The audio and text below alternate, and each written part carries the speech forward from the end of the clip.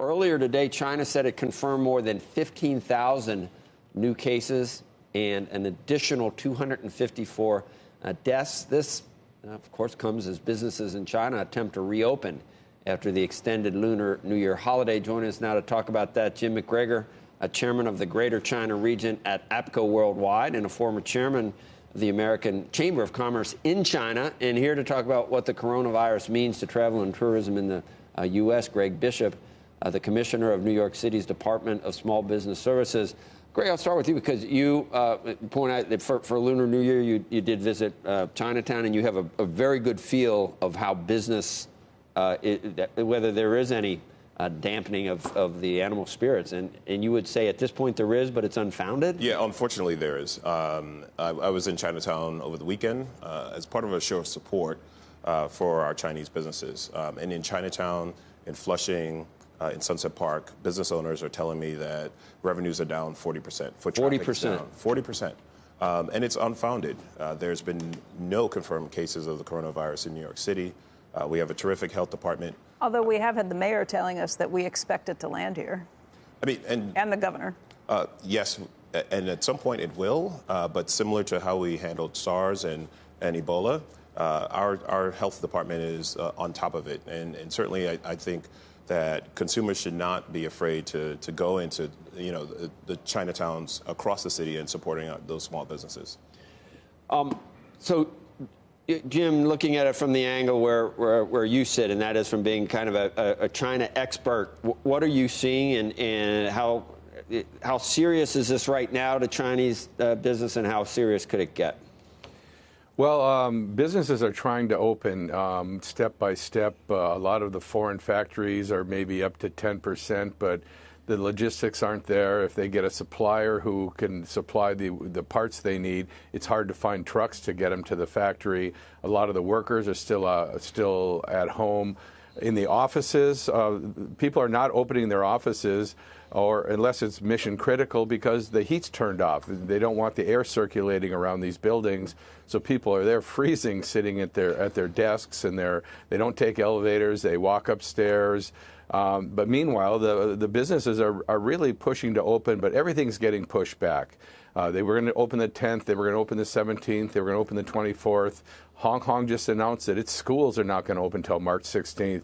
And there's just so much uncertainty because they don't know the information coming from the government, what's real, what's not real, what are the numbers. I've been meeting with some friends in the national security establishment from the administration the last few days, and they're very worried because the CDC is not allowed in. WHO only has 2 people in Beijing negotiating to go to Wuhan.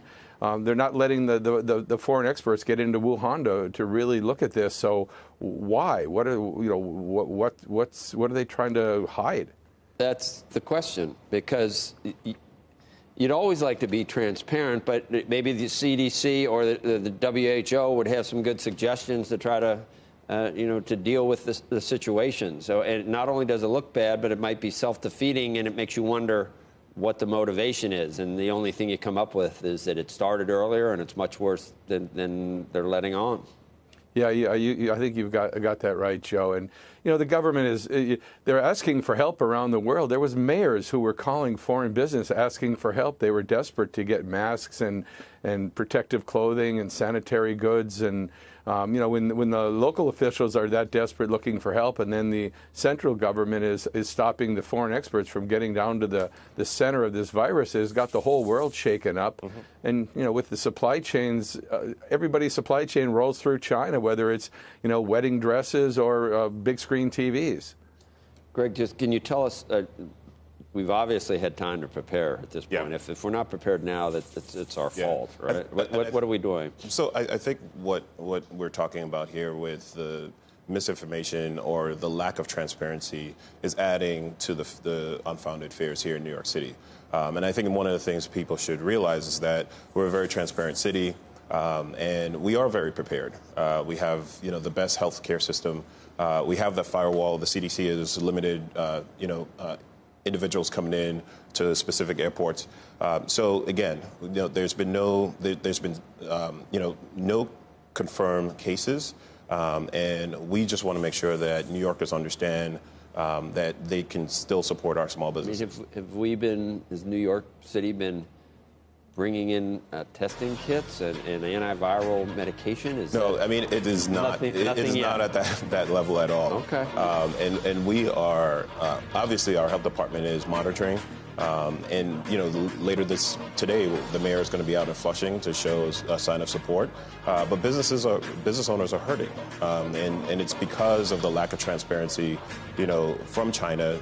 There's a lot of misinformation being spread through social media networks. Yeah. And I think that's the part that we have to counter. One more thing to Jim. Jim, do you believe it came from the wet market, or do you think there's something more diabolical at work here? What's your view? I very, very much believe it came from the wet market. It's very clear. I think that conspiracy theory of coming out of the lab, I just don't buy it at all. Okay, good.